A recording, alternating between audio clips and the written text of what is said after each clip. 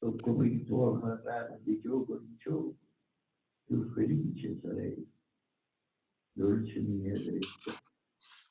All right, okay, hello. I hope you can hear me. I think you can hear me. It's nice to see already there are quite a few people online. I also have a few people here sitting around. Let me know if I'm too loud or not loud enough, because I can change a bit the microphone. I think I put it on what makes most sense, but it's always good to get feedback if someone of you feels, something needs to be changed about the audio.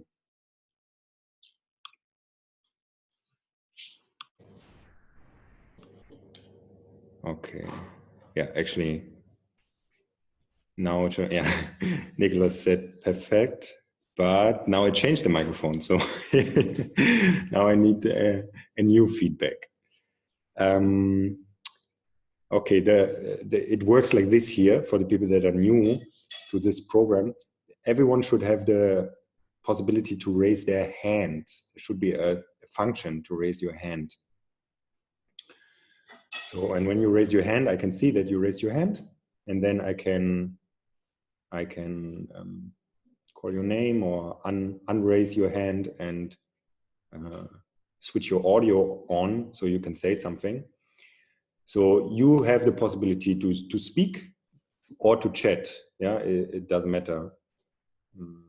I see everyone has at least one real name. That's nice.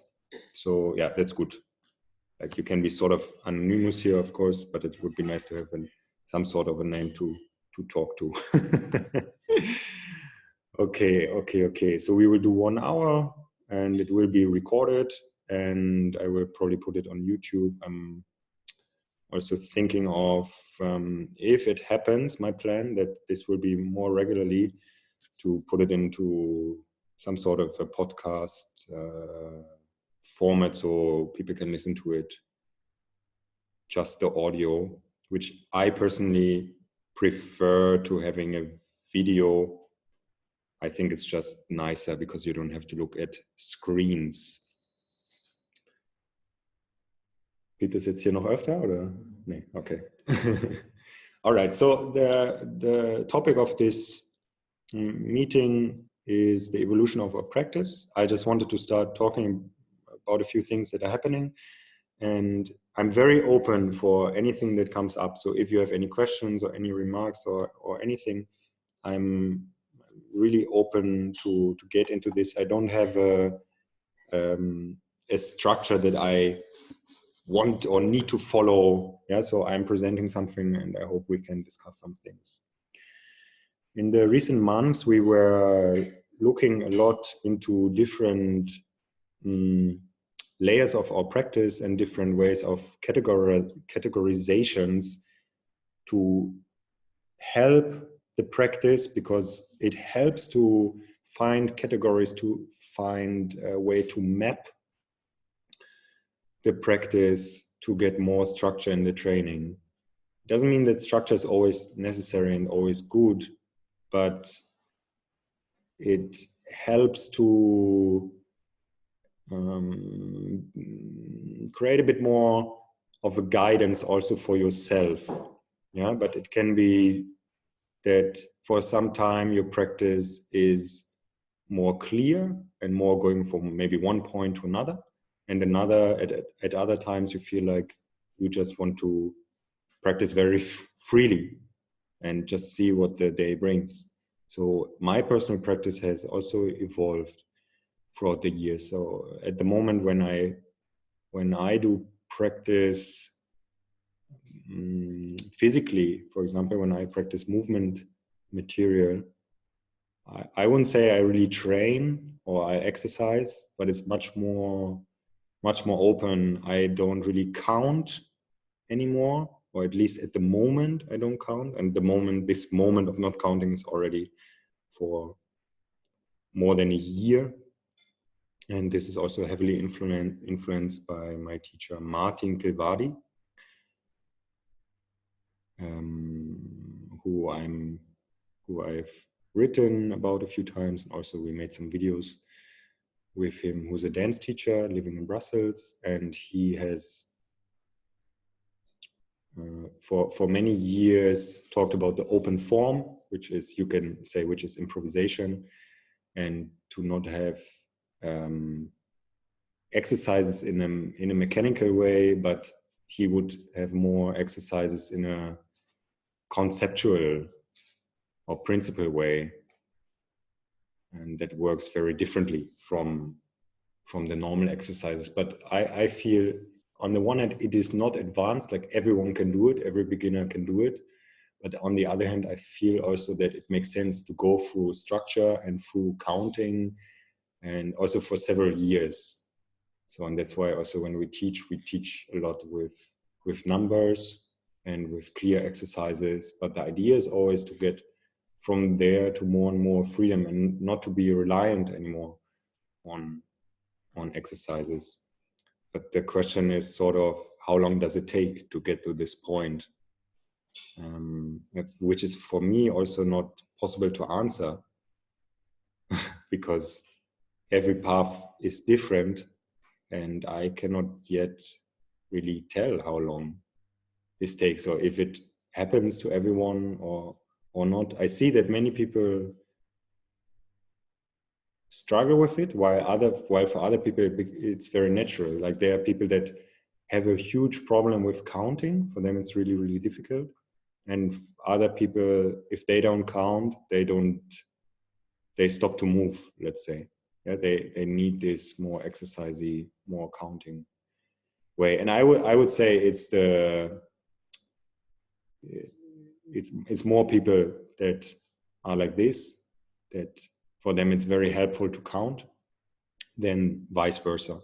And it makes sense also, because we are in a society where moving is not very common, where movement is very minimal, or the movement that is done is then very exercisey. Yeah, we go to the gym and we get exercises assigned, and moving freely with the intention to heal yourself is not so present. It's maybe present in dance, but then for this, often there are also just certain times or certain places to dance. And yeah, if you think, for example, about something like yoga, which is actually in its totality a very extremely interesting system, because it is not just the asanas, it is much more, and the asana practice is just one little part of yoga. But for most people, like, it's just the sports part of the yoga, and then it's also very, very exercisey, and actually also very static. There's not much movement in many yoga variations, which makes sense, because actually, if you look at the whole system, through the asanas in the yoga, you try to achieve a certain thing. You basically try to reach a higher state of being or enlightenment. So the idea of the yoga asanas is not to like move in a very diverse way or something like this. Yeah.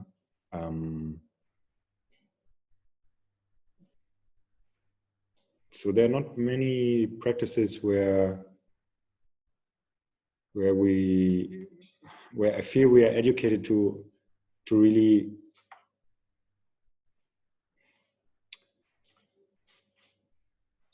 act more, or act with less description, like act with less instruction in the end. But the idea of what we're doing is, in a sense, that you gain this ability to act without a plan, to act without instruction, and to actually be much more connected with you, not just yourself actually, but also just with everything in the world around you, and with you, and that you can actually in a sense act less from the place of the mind that is is very much planning mind.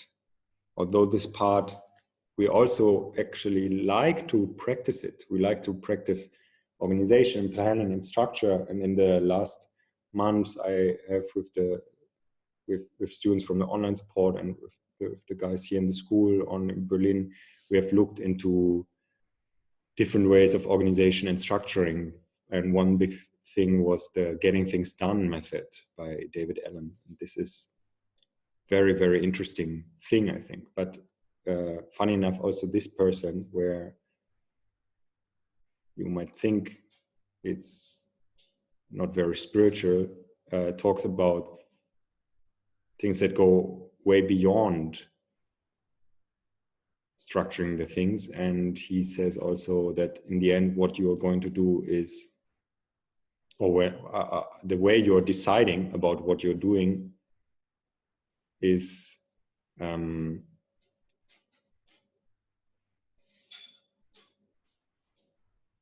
sagt man das? Bauchgefühl. Intuition. Is your intuition. Yeah, sorry, I lost the word. Is your intuition. Yeah, you can have all sorts of plans, but what you're going to do in the next second, that's your intuition deciding this. You're decided with your intuition. Yeah. Okay, so one big part of what we're doing is movement, but for me, for many years or maybe forever, it was not the only part. Although there is this tiny bit of a discrepancy sometimes with people seeing what I communicate online, or also the old stuff that is very, very movement centered. But actually the point that I want to make is to have a practice of life or practice of freedom. And I noticed recently that when I ask people what happened or what happens through the practice with them, what are they, and what is important for them in the practice, it very often has something to do with freedom. There are obviously many other things that are important for us, and also that people say, but this seems to be a recurring theme. Freedom in different ways, like it can be like physical freedom, like you can move in new ways, but it's often a more fundamental feeling of freedom that is present, and that is not just happening through moving, but to talk a bit about the other layers that I think are important and that are very helpful is practices that are more cognitive, that are more about the mind, like meditation, practices about awareness, about your perception, about your focus, and about observing yourself, about sensitivity, but also about things like logic, about looking at the nature of the mind, at looking at the nature of our society, about what's happening, and practices that I would call fundamentals. Fundamental practices are things like cooking, knowing things about nutrition, that are practicing structure and orderliness, or knowing how to create structure, knowing how to create orderliness, how to organize, how to stay healthy, how to survive, knowing how you need to sleep, how you sleep well, how learning works fundamentally, how to communicate well with other people. The big thing that we look at is nonviolent communication, how to deal with stress, and so on and so forth.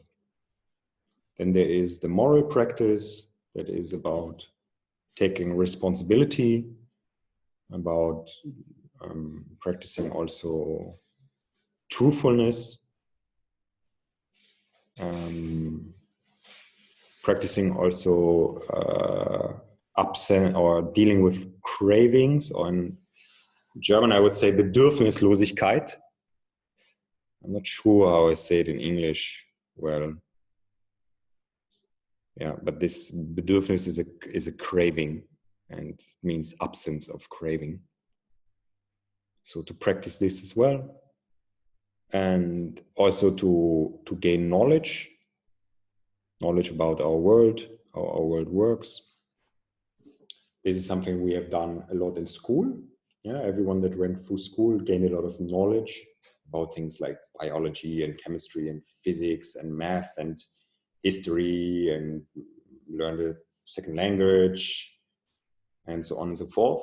Often it was not very connected with the physical part of our being, which I think we can say is often not the most effective way of learning. If you understand something physically, which means really seeing it and so on and so forth, it can really help in with the engagement into it, especially for young people that often ask themselves, why do I need to learn this? What's the reason? Like this, it doesn't make sense for me. It feels completely unconnected to my being, to what I need, and so on and so forth. The positive about such a way of learning is that we get very good at abstraction, at imagination, and so on and so forth. I'm a bit undecided about if the upside is higher than downside, or if it's the same, or and so on and so forth. But definitely many people in school, many young people in school ask themselves day in and day out, why do I need to learn this, without being very involved in what they're learning. And what is very clear is, if you're not involved in what you're learning, then you will not learn it, by far not as well as when you're very involved. And another practice that I need to mention that is important for us is the practice of creation, or of creativity, of creating things with the hands, of crafting, of making art, which is a way for us of expressing ourselves. I feel that especially like moving ourselves or practicing our own physicality and crafting, making something, have a very they have a very interesting interconnection, because one is about the realization that you can change yourself, and the other one is about the realization that you can change the world. Because if you are practicing and you notice after a while, now I can do, before I could do one chin-up, let's say very simple, one chin-up. And after some time you can do 5. Then you realize, through my action, I changed my physical abilities. And it can be like this, or it can be also that your appearance is changing. I don't know, you change how the size of a muscle, or blah, blah, blah, blah, blah. But all of this is the realization that I can, through the action that I do, that I choose to do, or that I want to do, or however you want to call it, whatever you want to see how we work, how the nature of mind and body is functioning. So the realization is, okay, I can do something. I can change myself. I'm not the slave of what's happening to me, but I can decide also. And with making things, for example, you make from a piece of wood, you make a spoon, which is what one of the guys here is just doing outside. He's making a spoon. When you make a spoon out of a piece of wood, you change this piece of wood into an artifact, you could say, into an object, a human object, and you changed the world. And it becomes even more apparent when you take something big like building a house, for example. But it doesn't need to be as big as this. Yeah, like with our actions, especially through our hands, but it can be also other physical means, we are constantly changing the world. Sometimes we are just changing where objects are in space. Yeah, I take a cup and I put it in a different part of the room, or I completely change an object, the shape, or how an object is. I take pieces of cloth and I sew them together and they become a shirt. Or I take some clay and from this I make a cup or piece of wood, and from this I make a statue or something like this. And this is very, very human ability that also other animals change the world in, let's say, intentional way. Yeah, like birds, they build nests, and apes, of course, but also many other animals build some sort of things to live in, like a cave, or yeah, and so on and so forth. For birds, also like crows, they put nuts, they throw nuts on the road and wait that a car is driving over the nut, and so on and so forth. So they also very much interact in changing the world. But I think you can clearly see we took it very far, and I think everyone that listens to this will need to walk quite a bit to go to a point that is not affected by the humans, by their human hands. Because if you walk into the forest, it's also very much affected. It's not like it was before humans arrived. Yeah, so at least if you're in a forest here in Europe or in the USA, or maybe if you're in Alaska, then it's maybe different. So for me, it feels like it's also not just a thing that we can do, but it also feels a bit like a need, like something that makes us very happy is not strong enough as a word. It provides us with a very deep connection to the world. This understanding that we can change the world. And I feel that the physical part of it is very much under, it's getting less. It's getting less because we outsource more and more things to machines. And I have many people practicing with me that create something digitally.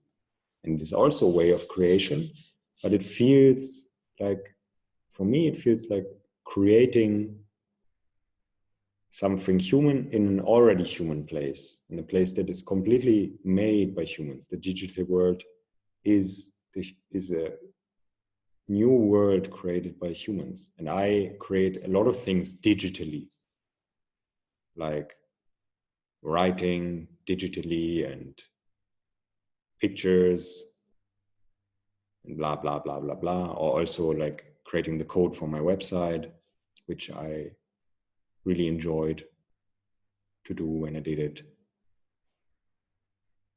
But it's different from holding something in your hands and really seeing it, not as a, let's say, like a shiny glimmer, but something that stays there also when electricity is gone.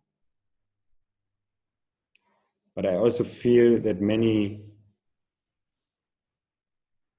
lost a bit, I don't know if I can say lost connection with it, but it's almost like a fear from working with the hands.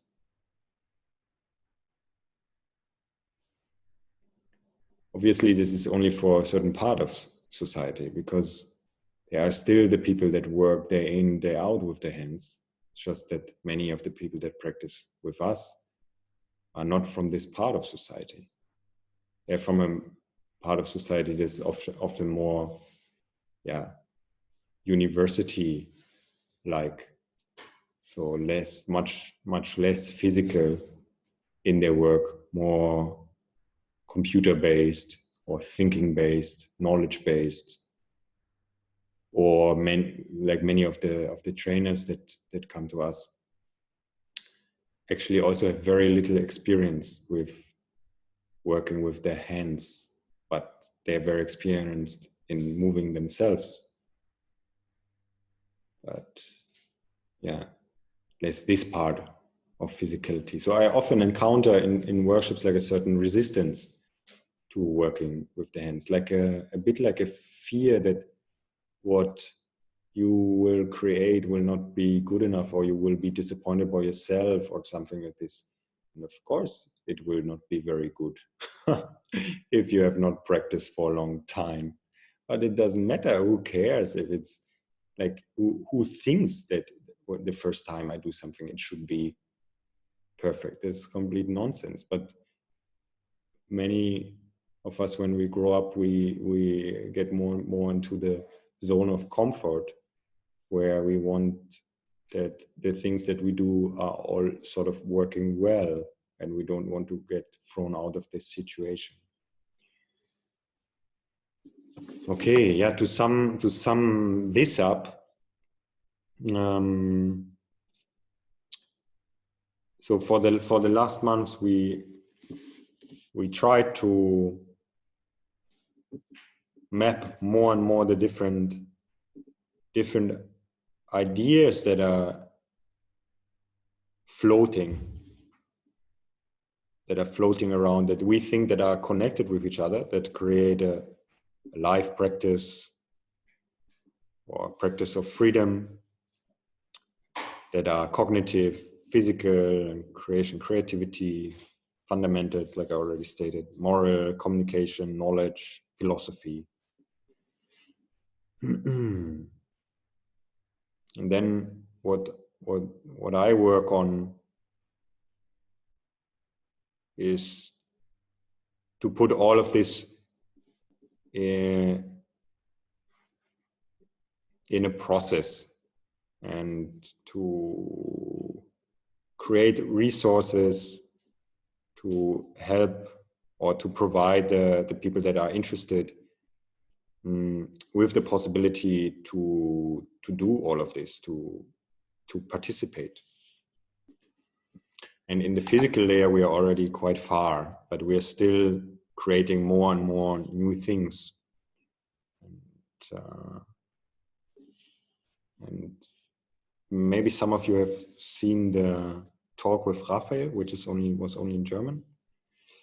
The talk about the 4 videos about meditation, and this has definitely helped me a lot to map this part a bit more. And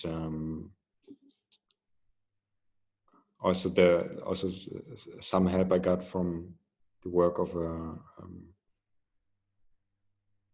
psychologist that I know, that also helped me to understand a bit more of the nature of the mind and so on. And this is what interests me a lot at the moment. Recently, I read a book called The Craving Mind by Judson Brewer. This I found very, very interesting, because what I feel is definitely something to look at, is how our cravings take over decisions from us. And in this book, he talks about things like smoking, very obvious things, or like sugar or something like this. And then also about things that go more difficult in a way, that go deeper, like the craving, for example, the craving to have a self-narrative, to have like an inside talk about yourself in your head.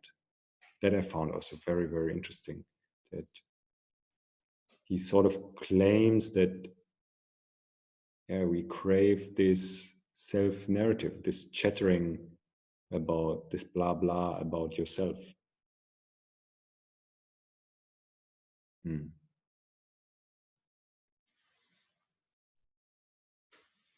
And he connects his findings also very much with meditation. That's why it just came up in my mind when I talked about the talks with Raphael.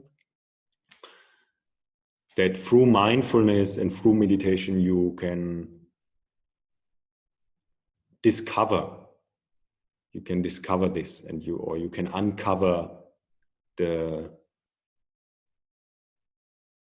maybe motives or intentions of what's happening, why you're doing things and stuff. And I find it highly interesting to observe myself and to observe other people.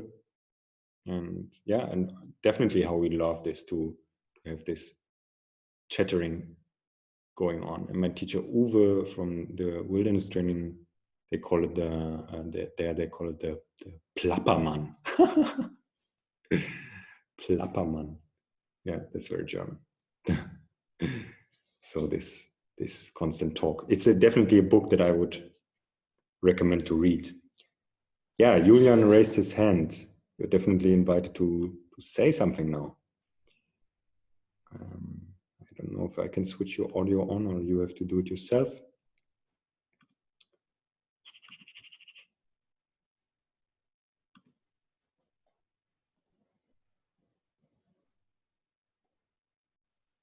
Can you hear me?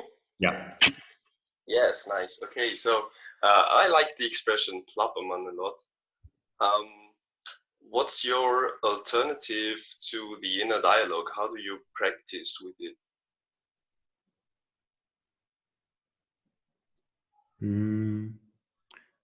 So the idea, there's several ideas here. I think there's, first of all, the idea of guiding your attention to a certain thing.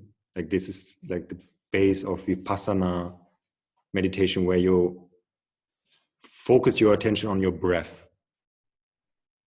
And then you will notice it's very difficult to focus your attention on your breath. And also not changing your breath, but just observing your breath and just letting it go in and out without changing anything about it, and just observing this.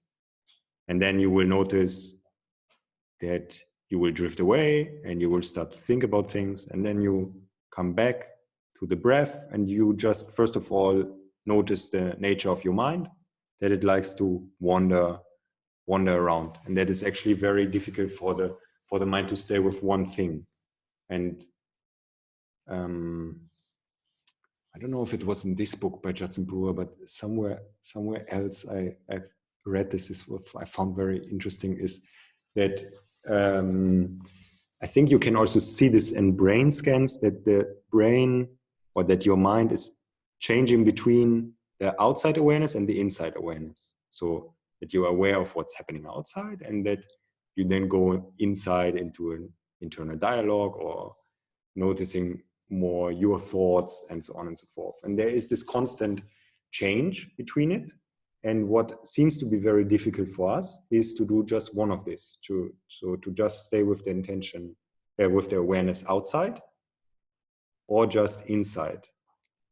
And what is also seems to be interesting, or what is also interesting, is that we can also get to a point where both is happening at the same time. We are aware of what is happening outside and what is happening inside, and go into this awareness. Because if we are in this awareness state, then there's less of the chattering. Also, what I think is something that everyone experienced is when you are very absorbed in a physical thing, like really highly absorbed, like especially when it gets a bit dangerous, then all the internal chatter will stop. Yeah. But on the other hand, I had an interesting moment about the nature of my mind when we were sneaking up on some animals. This is something we do often. We go into the forest, or often is maybe a bit over exaggerated, but there are times when we do it often. We go into the forest and we search for deer and wild pigs and so on and so forth. Like reading the land, looking where they can be. And we had one very beautiful moment where we could observe 4 or 5 deers for a long time, like being very, very close to them, like lying on the ground and being there for, I think, like an hour. And they didn't notice us because it was a lucky catch, really, that we were just a few meters away from them. And after a while, I noticed how it was, because of the length of this, I was drifting away with my mind. I was drifting to what will happen after. I was like imagining how I go back to the school, because it was close to the school, how I go back. Then I was imagining how we talk about what we saw, and so on and so forth, and blah blah blah, and all this monologue started. And I felt like, wow, that's so weird, because I'm in such a beautiful situation where I'm so close to this deer, and now my mind starts to talk about itself in a way, or what will happen after, and starting to plan, and what will happen with this experience. And in Daniel Kahneman's work, there's also something very interesting about it, which is that he talks about the difference between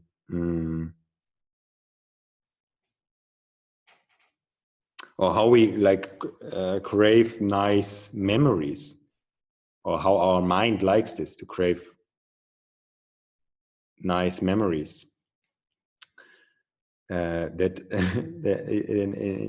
a nice thing to think about is, like, imagine you're going into a holiday, and afterwards you would forget about the holiday.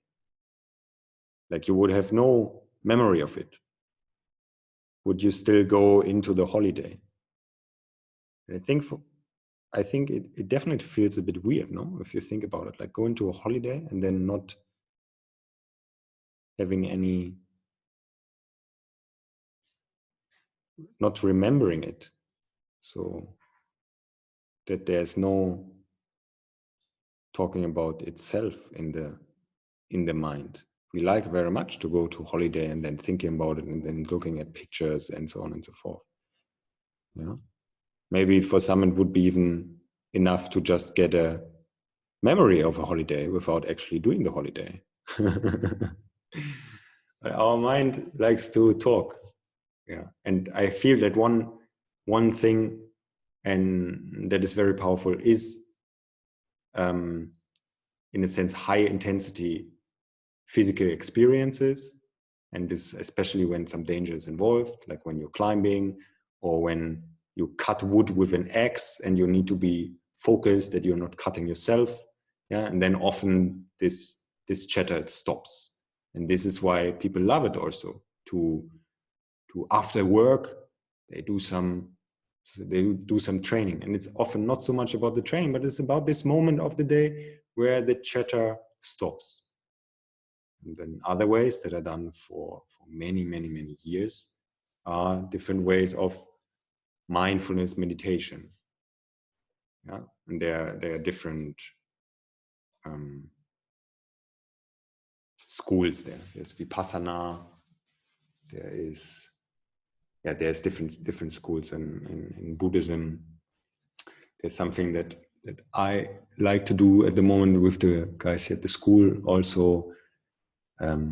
Effortless mindfulness, it's called. It's the work of Locke Kelly. It's also very, very interesting. And it fits very much my world at the moment with 2 kids and not being able to retreat myself from the world for long periods of time. And for me, this effortless mindfulness fits very well because you can basically do it in your daily life. So if someone of you is in the same situation, maybe you want to look that up. Effortless Mindfulness by Loch Kelly, Lochkelly. Yeah. Okay.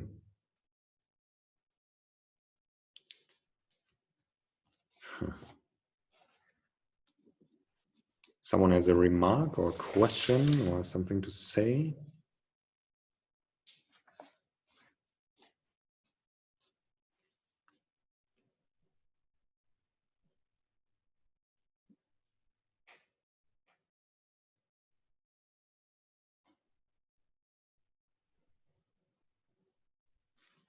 Okay.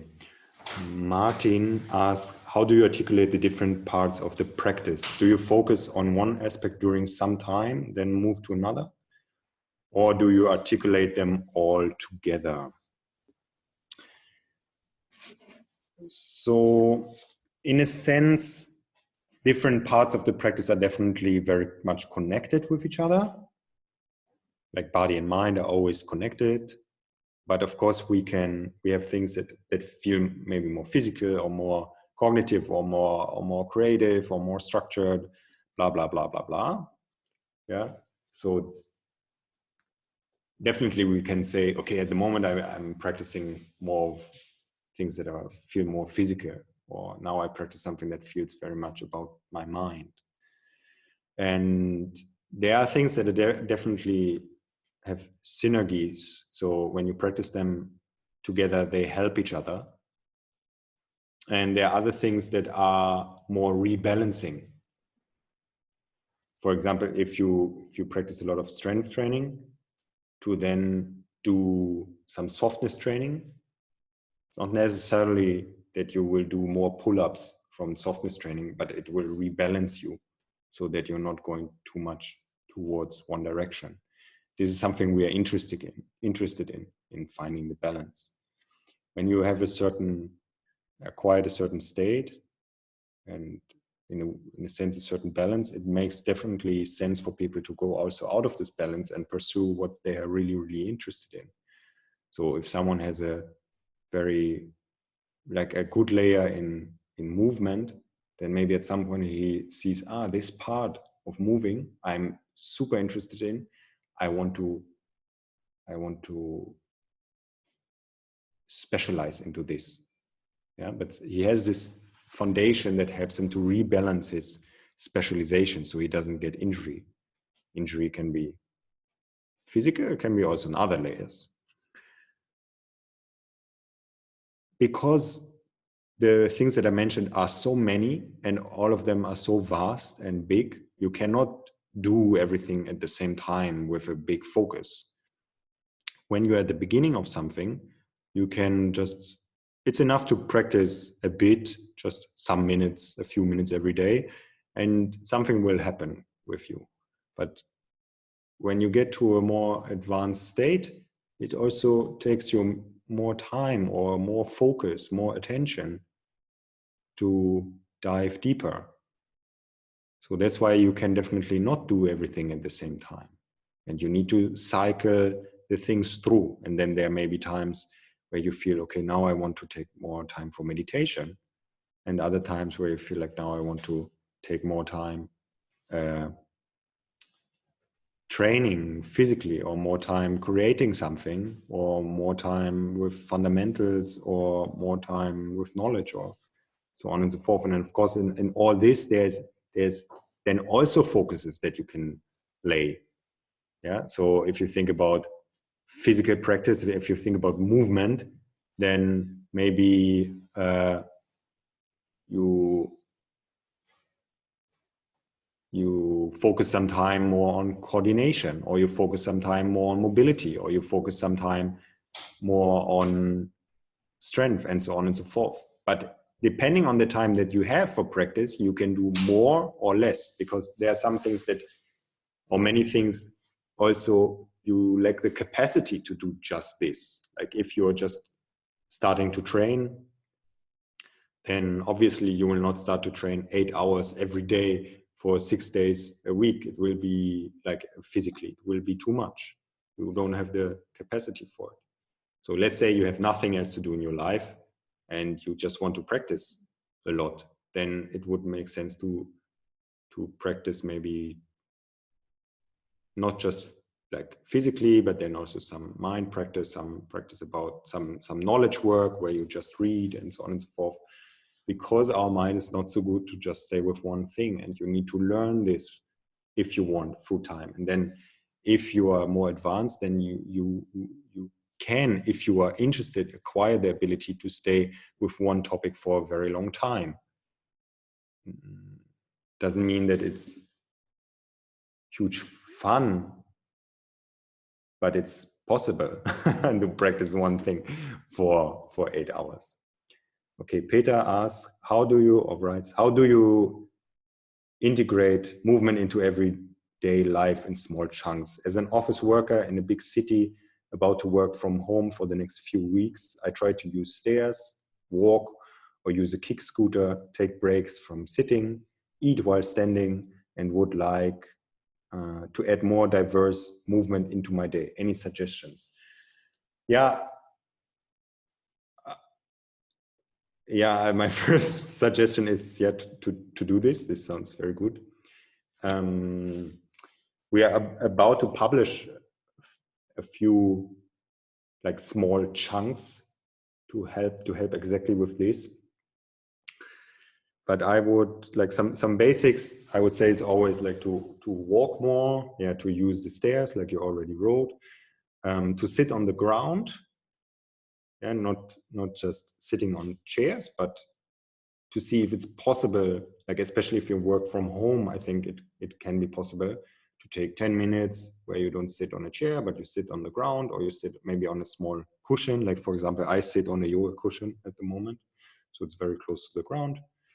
Or to work standing, and so on and so forth, or to do some thinking while walking, and then to see, okay, like how can I have some more diverse moving in my daily life? And maybe it can be like small chunks of 5 or 10 minutes, maybe 3 to 6 times a day. So 6 times of 10 minutes, 1 hour of moving more diverse. And for a start, you could use the 2 basic workouts that we have posted. There's a third one that is ready, but there's some small stuff that I need to adjust. So that will be out soon as well. And just to pick some things, do not do the whole workout, just to pick a topic there and to do that. And in general, let's say if there are no resources online, if you're completely without any resources, then I would say find some ways to move your spine, like stand and move your spine around. Then find some ways to move your arms in a soft way and an intense way, where you feel the muscles working, and the same with the legs. And just play with it. And if you're interested in, how do you say it? Like you could also just switch on some music, and this can already make you move in a way. But it depends if you are resonant for this. Because certain music can create certain movements. This can be a trigger. It can be also that you have one song that you switch on, and then you move, and then you always use the same song. This is something I use a lot in longer workshops. I connect certain movements with certain songs, and then when I play the song, you directly get into the mood for this stuff. But as a general thing, I would say move several times a day for a few minutes, and take once a day to move a bit longer, and that can be also just walking. Can be just to take a 30-minute walk. It would already make a complete difference if you do this, if you really practice this, if you do this very regularly. You will create a complete different physicality from switching from sitting to sitting.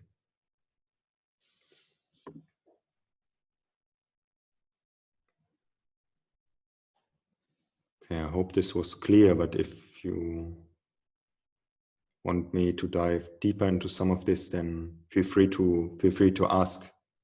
Feel free to say something.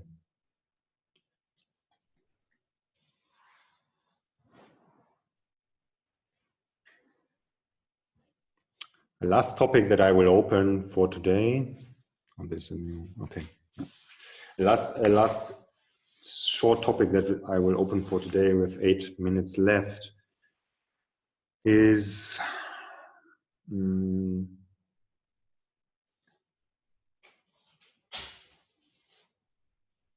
that for me it is very important that a professional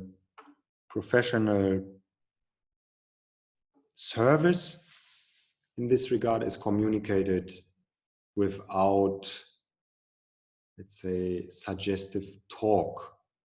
And yeah, I'm trying to make this point also for quite some time, and I use this term economic distortion, and it came up in my mind very heavily again recently, because I looked something up. I wanted to, because we are doing some follow along videos for our basic workouts, and then I wanted to see how are other people doing this, how does it work, like should I put music or without music? I was really unsure what's the best way of creating such videos. So I looked around at some videos, and then I saw some stuff and went through some websites, and I noticed that there's something that I noticed for many years, but then it came up again, that there's often this very weird way of communicating things, and very much trying someone to buy something. And I really dislike also the YouTube thing where people have this affiliate links, because for me it always has this sense of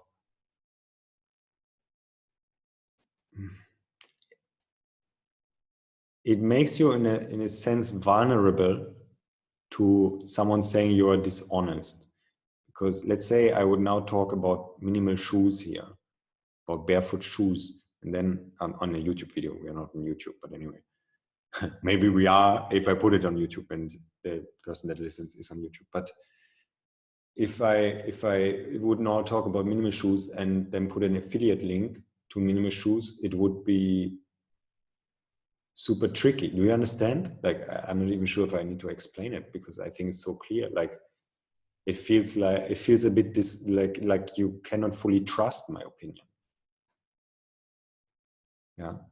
And for me, this is one thing that I observe that is happening a lot, and this is especially with people that have a lot of free stuff online. Yeah, like channels that have a lot of free stuff in the internet online, and then they somehow they need to finance themselves, and this is often through affiliate links. And for example, you could argue that when I post something for free, like for example this workouts, it potentially maybe grows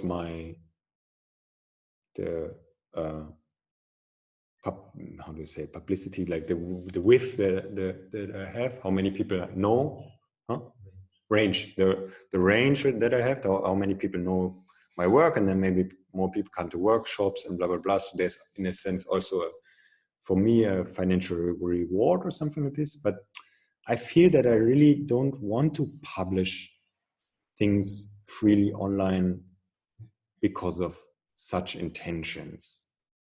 I don't want to be bothered by such things, you know, like of course we need to let things run. We need to get paid for our work, and that's very important. But for me, it's really a point to be very normal about it, and not have weird things in the internet where, for example, one thing that's super common is that people have some sort of online thing that they sell, and then it's written, this is worth, I don't know, 1,000 euro, but now you can here buy it for 200 euro. It's like, what? But if this is really worth 1,000 euro, then you should maybe sell it for 1,000 euro. But if you're selling it for 200 euro, then this is the price that makes sense, that you calculated for the work that you put in, and for what you think how many people will buy it. And this is the calculation that you did. But why would you say, oh, it's actually worth much more, but I'm selling it for less? This doesn't make any sense. And then there is a lot of this questions like, do you want to be stronger? Blah, blah, blah, blah, blah. And also, it came up in my mind because I saw it in the internet recently again, and also because I'm sometimes reading a few pages in a book that is about how to write good text in the internet. And I bought it because I thought maybe there's some good stuff in there, but there is some good stuff, definitely, but it's also a lot about optimization. How does the human mind work? And text should be short, and I should write a lot about the person reading it, like you. I should write, we help you to do this and this. Do you want to do that and that and that, and blah, blah, blah, blah, blah. And struggle with this. because I feel this is like degrading the message somehow. It's degrading the thing to play too much with this psychology thing. And I know everyone is doing this, and this is happening a lot. And when I look on Instagram, there's also a lot of this stuff. And in every way, like some people, for example, write